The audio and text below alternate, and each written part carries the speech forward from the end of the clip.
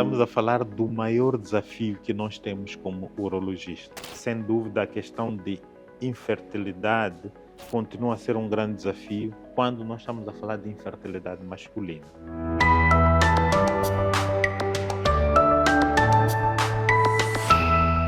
Olá, seja bem-vindo a este espaço Corpo e Mente com Yanina Reiter, onde vamos falar sobre saúde, conhecimento, reflexões e, acima de tudo, histórias reais que vão impactar a tua vida.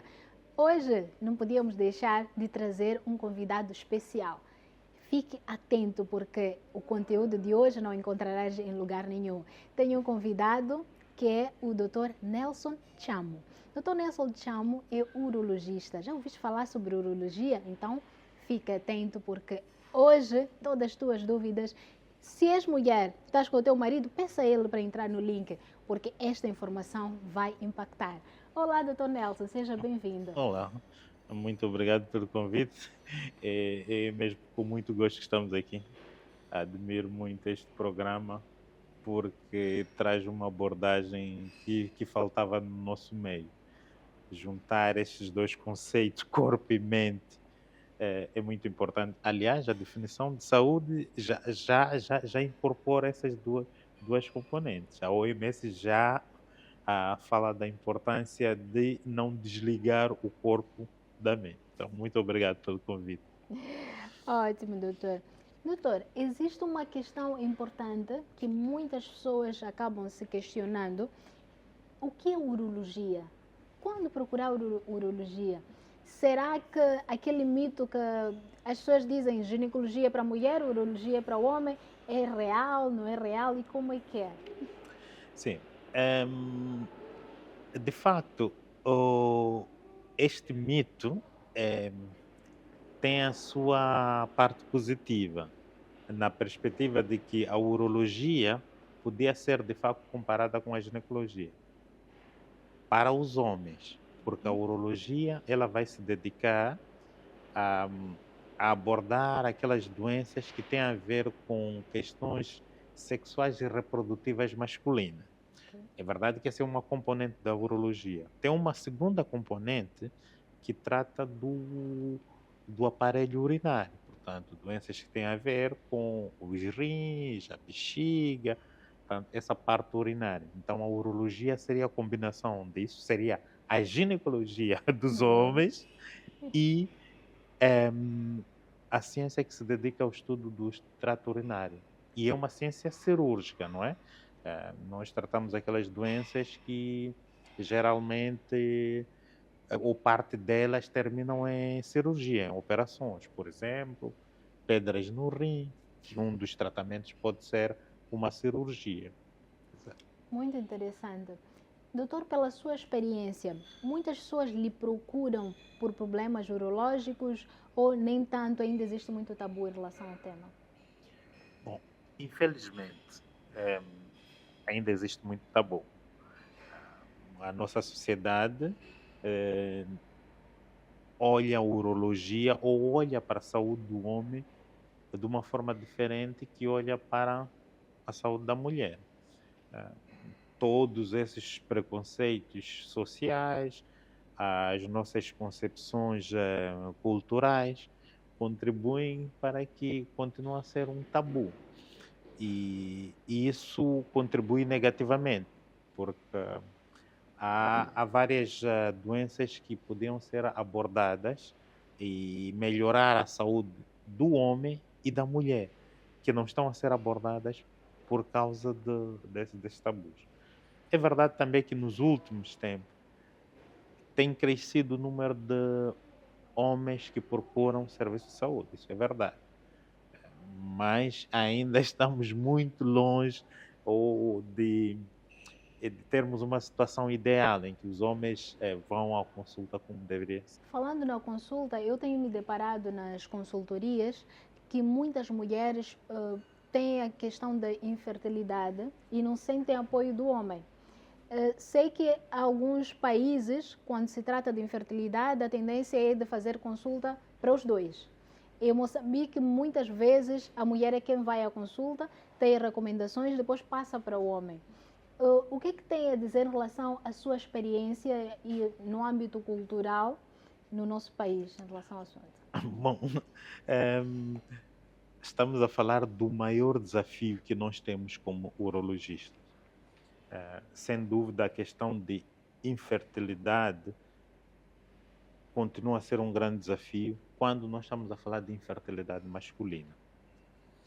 Porque, como bem disse, quando se pensa em fertilidade, geralmente a mulher é que vai à consulta. O primeiro desafio começa aí. Nem sempre um homem sequer acompanha. Porque se nós estamos a falar de fertilidade, nós estamos a falar de concepção, nós estamos a falar de gerar filhos, é algo a dois, não é algo individual, não é? Então, é suposto acompanhar. Esse é o primeiro desafio. O segundo desafio é o homem em si ir à sua consulta. Porque, como bem disse, por regra, quando nós temos uma situação de infertilidade, a abordagem é para o casal, não é uma abordagem individual. É verdade que a mulher vai à ginecologia e o homem vai à urologia, mas ainda assim os resultados são partilhados, não é? Tanto o ginecologista vai ter a necessidade de olhar também o resultado dos homens, como o urologista vai ter a necessidade de olhar os resultados da mulher. E nós, até do ponto de vista estatístico, nós reconhecemos que a contribuição para a infertilidade é igualitária entre homens e mulheres. Nós ficamos a pensar que as causas só são femininas. Não, pelo contrário, é igualitária. De forma geral, a mulher contribui em 1/3 dos casos, o homem contribui também em 1/3 dos casos, e eles em conjunto também em 1/3. Portanto, se formos a notar, até do ponto de vista estatístico, a contribuição é igualitária. Então, a necessidade do homem ir à consulta e também observarmos, porque há doenças no homem que podem contribuir para a situação de infertilidade. É sem dúvida um daqueles tabus que prejudica não só o nosso trabalho, mas prejudica no fim do dia a saúde do homem e o bem-estar da família. Muito interessante. E existem muitos fatores de riscos, principalmente em relação à nossa dieta, aos nossos hábitos, que muitos de nós continuamos a negligenciar e podem afetar na nossa fertilidade. É isso, doutor? Sem dúvida, sem dúvida. O corpo é um todo. Nós não podemos olhar o corpo de forma segmentada. O corpo é um todo. Quer dizer que um hábito afeta o corpo. E, aliás, não afeta só o corpo, afeta a mente. E vice-versa, não é? A mente afeta o corpo e o corpo afeta a mente. E nós temos vários hábitos que podem prejudicar a nossa saúde no geral e de forma muito específica a saúde sexual e reprodutiva masculina. Por exemplo, o hábito de consumo de tabaco. Fumar.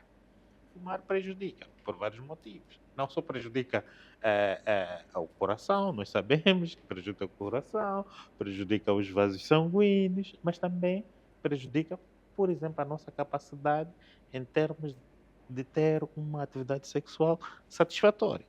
Não tendo uma atividade sexual satisfatória, obviamente não estaremos em capacidade de reproduzir. É óbvio, é uma consequência óbvia. O hábito do sedentarismo, por exemplo. O sedentarismo tem todos os seus efeitos, em vários órgãos, não é? A obesidade tem todos os efeitos, incluindo os reprodutivos. E um outro aspecto que também nos chama a atenção nos últimos tempos é o consumo desregulado de substâncias, sejam elas medicamentos adquiridos na farmácia ou em outros locais, mas o consumo desregulado, sem uma orientação para isso. Então, são vários hábitos nossos que influenciam. E um dos hábitos que nos preocupa muito atualmente, obviamente, é o álcool. Né? O consumo do álcool. O álcool tem todas as suas componentes negativas, seja, por exemplo, contribuição para acidentes de viação, mas também tem consequências para o nosso corpo, para a saúde do fígado, para a saúde do rim, para a saúde reprodutora, no caso masculino. Portanto, são vários hábitos que contribuem negativamente. Acho que já conseguiram perceber que devemos mudar os hábitos. Quando um médico, por mais que não seja urologista, nos pede para nós fazermos atividade física, nos orienta para nós mudarmos a nossa dieta, principalmente a nossa dieta que tem muitos conservantes, que tem as frituras, etc. Não é somente para aquela especialidade, ajuda no corpo no seu todo, como o doutor esteve aqui a explicar. E principalmente a nossa mente. Para nós termos concentração, nós precisamos cuidar bem da nossa dieta. E beber água. Falando em beber água, existe um risco importante também. Se nós não bebemos água com frequência, consumo de refrigerantes pode gerar problemas. O doutor queria falar um pouco sobre esse tema, porque na atualidade as pessoas têm a tendência de pensar consumo de líquidos, não gostam muito da água, mas optam em usar, por exemplo, Coca-Cola e outros refrigerantes. Isso acarreta alguma complicação no nosso corpo, principalmente na sua área? Sim, sem dúvida. Sem dúvida, o consumo de refrigerantes, pelos seus componentes, não é? Todos os refrigerantes vão ter sempre algum tipo de aditivo. E esses aditivos geralmente ou são açucarados ou geralmente são açucarados no caso de refrigerantes, mas outros enlatados vem mais o sal. Bom, todos esses produtos contribuem de certa maneira negativa para o organismo, como um todo. Mais uma vez, não é só... Não. Mas focando na questão da urologia, os líquidos nos preocupam muito porque o baixo consumo de líquido e excesso de consumo de certos tipos de líquidos, como refrigerantes, vai contribuir para a formação daquilo que são as pedras nos rins. As pedras nos rins, uma das melhores formas de prevenir é exatamente o consumo de água. Aliás, nós esquecemos que grande parte do nosso corpo, grande percentagem do nosso corpo é água, não é? A água é o principal componente do nosso corpo. E nós precisamos manter esse nível de água para o bom funcionamento do corpo. Baixo consumo de líquidos podem proporcionar a formação de pedras nos rins. E pedras nos rins têm consequências graves para o indivíduo. Obviamente, a pior consequência é a destruição total do rim, né? O rim perde o seu funcionamento. Sem falar da sintomatologia, né? Dos sintomas, o que a pessoa sente. As dores das pedras nos rins são das piores dores. A cólica renal, não é? Aquilo que nós chamamos de cólica renal, no fundo é dor renal.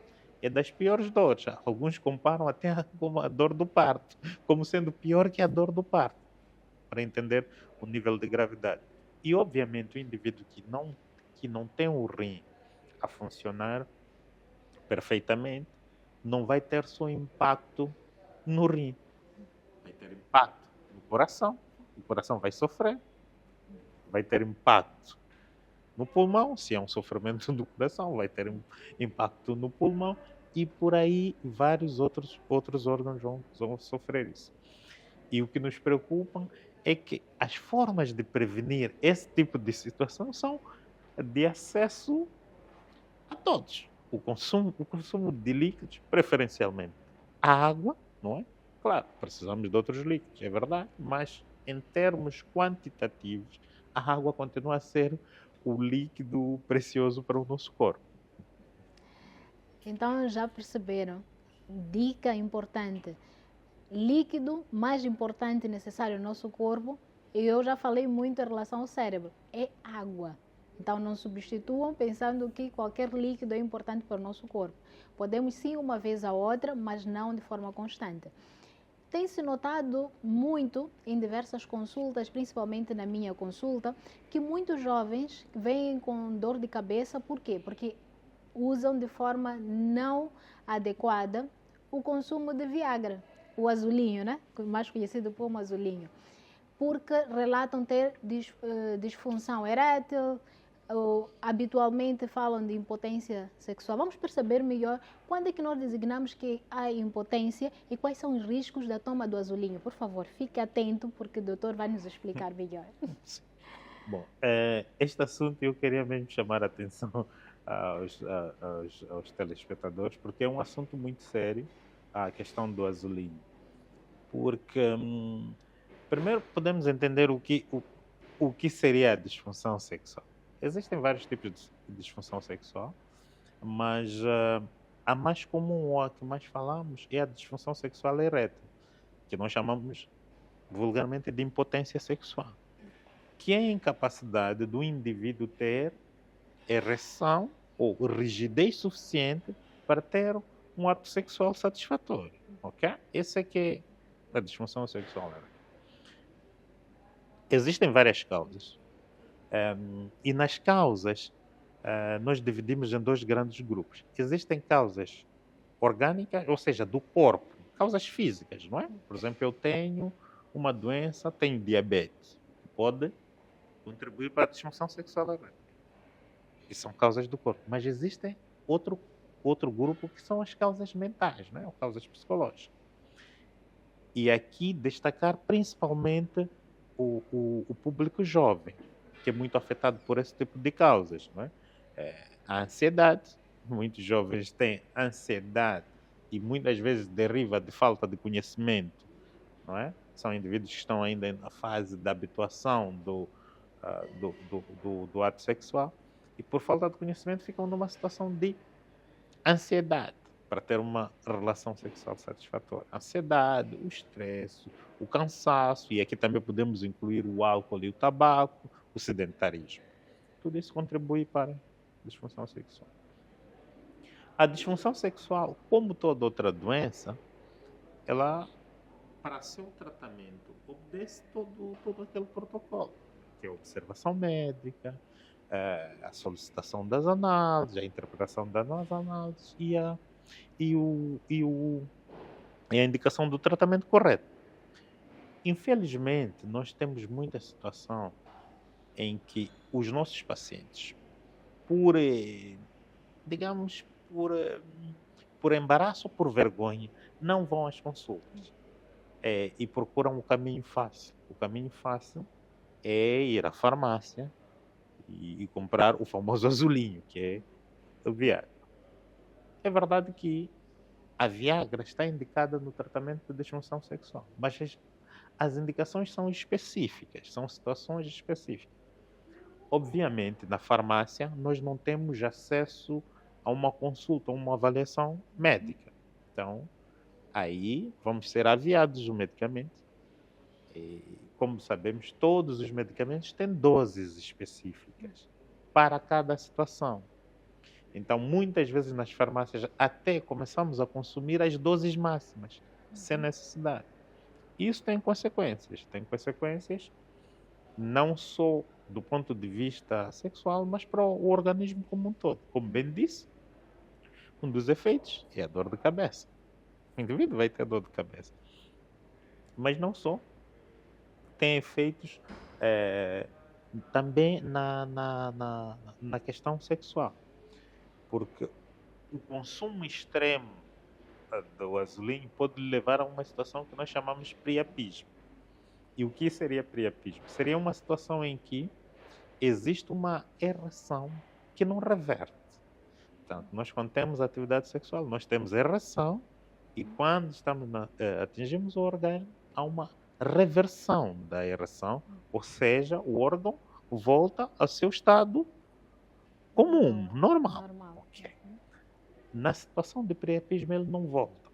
E associado a isso, tem muita dor, bastante dor. E, infelizmente, grande parte dos indivíduos que têm priapismo vão terminar a ser submetidos a uma cirurgia, que é para drenar esse priapismo. Porque a ereção é essencialmente aumento do volume de sangue no órgão de cópula. Então, a cirurgia vai ser drenar-se. Infelizmente, essa técnica cirúrgica ou essa operação que nós vamos fazer, nós só teremos acesso a este sangue que queremos drenar por partes em que há passagem de muitos nervos e vamos danificar esta câmara por onde chega o sangue. E o indivíduo corre o risco de ficar permanentemente impotente. Esse aspecto é muito importante, chamar aqui a atenção aos nossos amigos telespectadores. O azulinho, ou seja, a Viagra, só pode ser consumido por indicação médica para que possamos respeitar as doses específicas para cada um, a quantidade específica para cada um, sob o risco de termos esta situação que dizia do priapismo. Ficou a dica importante. Além do priapismo, depois da cirurgia, corre o risco de ter impotência sexual. Muito importante. Vai estar a tratar algo transitório, sem prescrição médica, só que depois vai ter como consequência algo permanente. Muita e muita atenção. Não façam nada sem orientação médica. Gostei muito, doutor. E eu fiquei agora com uma curiosidade em relação à busca de consulta. A maior parte das pessoas, principalmente os homens, tem a tendência de procurar a consulta de forma voluntária para fazer um check-up, ou sempre a orientação de alguém, ou somente quando estão doentes. Como é que funciona? Bom, infelizmente no caso dos homens, de forma geral, e creio que nem é uma situação só da minha área, acho que de forma geral, procuram as consultas, quando estão doentes, 2, quando é doença avançada. Aqui são duas situações agravantes. Quando está doente, 2, quando está agravado. Essa situação faz-me recordar aquilo que dizia aqui, a definição de saúde pela Organização Mundial de Saúde. Eu gosto dessa definição porque divide em 2 partes. O completo bem-estar físico, social, psicológico, emocional, ambiental. Essa é a primeira parte. Mas já tem uma segunda parte muito importante, que diz que também não é só a ausência de dor ou da doença. Essa segunda parte é para nos chamar a atenção à necessidade de nós termos uma atitude proativa, ou seja, preventiva em relação à nossa saúde, né? Uma forma de proteger, seja ela adotando os hábitos de vida saudáveis, da atividade física, os descansos, as 8 horas de descanso, a alimentação variada, evitar o álcool, o tabaco, etc. Mas também fazer o famoso check-up, não é? Que é ir ao médico para saber como estou e o que posso fazer para me manter saudável ou para evitar situações.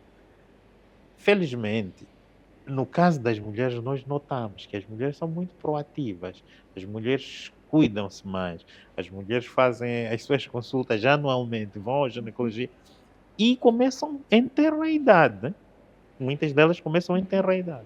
No caso dos homens, infelizmente, nós estamos numa situação aqui. Eu posso lhe dar o exemplo do cancro da próstata, em que o cancro da próstata, numa fase inicial, ela é uma doença silenciosa. Ela não vai apresentar sintomas. Quando ela apresenta os sintomas, quer dizer, já começa a estar em estados relativamente avançados. E é nesse estadio que o homem vem à consulta, quando as opções de tratamento já são menores. Quando seria possível, nas consultas anuais, fazer o exame de check-up e ser detectado. Os homens vêm tarde e muitas vezes forçados pelas parceiras. Infelizmente, isso continua a ser uma realidade, não só nossa, mas em países culturalmente similares ao nosso. Agora que o doutor falou, me ocorreu um aspecto muito importante. Muitos homens têm a tendência em pensar o simples fato de ter ejaculação significa que a quantidade e a qualidade do seu esperma é normal. Mas não é assim como funciona, porque existe um exame chamado espermograma. O simples fato de ter ereção, ter ejaculação, nada te dá a certeza real que este produto esteja em condições para gerar um filho. É certo, doutor? É certo. Como, como todas, em todas as áreas, por exemplo, se nós temos uma doença urinária, não é? Se nós temos dor a urinar, nós fizemos análise da urina. E, por vezes também fizemos análises, por exemplo, de sangue, não é? Porque precisa ser avaliado. Quando nós estamos principalmente numa situação de infertilidade, é muito importante fazer este exame.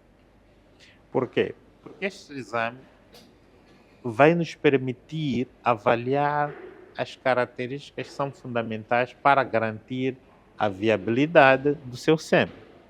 E essas características, entre várias, existem 3 fundamentais. A quantidade. Nós temos o sêmen, né, que é o fluido, e dentro do sêmen nós temos vários componentes. Um dos componentes é o espermatozoide, que é o principal elemento para a reprodução. Então, existe uma quantidade mínima que nós temos que ter de espermatozoide para o processo reprodutivo. Ou seja, nós podemos ter o sêmen, podemos ter o líquido, mas lá no líquido não ter nenhum espermatozoide. Há doenças em que isso acontece. Tem o líquido, o indivíduo tem a cópula, atinge o orgasmo, mas o seu sêmen não tem. Não tem nenhum espermatozoide, é só o líquido. Então, nós só vamos saber isso se formos avaliar no laboratório. A outra característica é ver como é que é a constituição física desse espermatozoide. Porque existem características normais dos espermatozoides e existem outros que são deformados. Ok? Então nós temos que ver também essas características. E também ver se eles estão vivos ou não. Okay. E a terceira característica que é preciso avaliar no espermatozoide é a sua capacidade de mobilidade. Porque é esta mobilidade que vai lhe permitir alcançar o óvulo, não é? Para o processo reprodutivo. Nenhuma dessas características nós conseguimos avaliar só ou olhando ou o paciente nos reportando. Okay? Então, todas essas características devem ser avaliadas.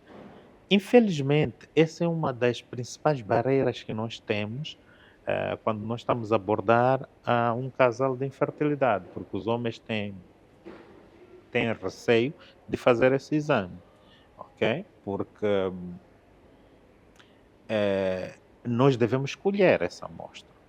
Na verdade, o homem vai colher sozinho, porque nós já providenciamos um espaço confortável, seguro, isolado, em que o homem possa ir e faça a colheita deste para um frasco e tem que ser avaliado de imediato. Sem esse estudo, nós não temos alternativas em termos de como aconselhar o homem para melhorar a sua capacidade reprodutiva. Penso que também este é um assunto que vale a pena chamar a atenção aos nossos amigos telespectadores. A necessidade de fazer esse exame sempre que estamos numa situação de infertilidade e que não deixemos que nossos preconceitos sociais, culturais e até religiosos interfiram na nossa saúde sexual e reprodutiva. Muito interessante. Acho que já conseguiram perceber o impacto de fazer este exame. É igual ao exame de urina, o exame de sangue. O espermatozoide tem que ser avaliado. Imaginemos que pela característica normal é só ter uma única cabeça e tem duas. E não vai se tornar viável. Ou seja, se não tem aquela velocidade normal, é muito lento, não vai conseguir chegar até o óvulo. Ou seja, são aspectos muito importantes que o doutor avalia sempre para nós designarmos que tem algum problema que pode impedir que haja esta fecundação ou gerar um filho. Falando nisso, doutor, quando é que nós consideramos infertilidade? Porque muitas vezes as pessoas ou casais tentantes, por causa da ansiedade, tentam 1, 2 meses e já pensam que não conseguem ter filhos. E já se sabe que a percentagem é muito pequena, 20 a 25% de uma cópula gerar um filho. Tem muitas barreiras. Então, eu queria que o Exato. doutor esclarecesse, Sim. por favor. De facto, principalmente casais jovens, recém-casados, eles se sentem muito ansiosos em gerar os filhos. De facto, em termos de definição, nós começamos a nos a preocupar em termos de reprodução de um casal a partir de 12 meses. Um ano. Um ano.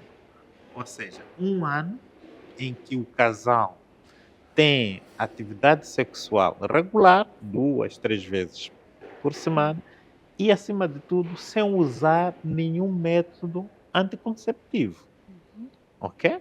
Sem usar o preservativo, sem usar os dispositivos intrauterinos, sem usar os adesivos, as pílulas. Portanto, tem que ser no mínimo 12 meses. Na verdade,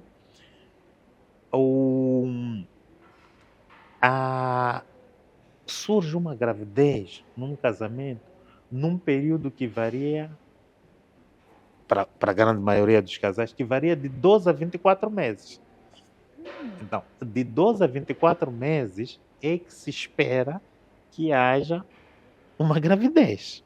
Portanto, antes de 12 meses, eu geralmente não aconselho o casal a fazer exames, porque ainda está-se naquele período que julgamos que a grande maioria dos casais não consegue, ou seja, não é um período suficiente para que surja uma gravidez. Portanto, não há necessidade de estarmos em situação de ansiedade, de estresse, antes de 12 meses. Na verdade, bendito seriam 12 a 24 meses. É esse o período que é considerado, sim. Ficou a dica. Ansiedade é muito importante porque também pode impedir que haja uma ovulação de qualidade, a produção de espermatozoide também de qualidade. Por isso que o casal, neste período de um ano, se notarem que estão com muita ansiedade, melhor procurarem por uma ajuda. Por quê? Porque vão pensar que não estão bem, porque existem casais que fazem todos os exames, até espermograma, está tudo bem. Mas não percebem porque que não conseguem gerar um filho. Mas, na verdade, a ansiedade do casal pode ser um grande obstáculo. Muito, mas muito importante, antes de vocês rotularem na vossa mente que tem um problema em conceber. A nossa conversa foi muito, mas muito interessante. Não deixa de colocar os comentários, as perguntas que vocês têm, porque nós também podemos voltar a convidar o doutor para esclarecer as vossas dúvidas. Este espaço não é só meu, é o seu também.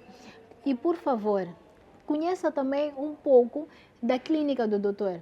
É uma clínica para os homens. É uma clínica onde tem, além desta particularidade, que tem o aconchego e que os homens, igual a uma consulta de ginecologia, permite também fazer outros exames mais específicos, na qual vai ser privilegiado. Doutor, queria pedi-lo para falar um pouco da sua clínica, deixar os pontos chaves antes de encerrarmos. Bom, obrigado. A nossa clínica é a Cliurca, que é a Clínica de Urologia e Andrologia. Como disse, a andrologia é essa parte que cuida da sexual e reprodutiva do homem. Temos também a componente urinária, como dizia na definição. E esse é um espaço que nós dedicamos essencialmente ao homem, à saúde masculina. Obviamente que o melhorar a saúde masculina significa também melhorar a saúde da família.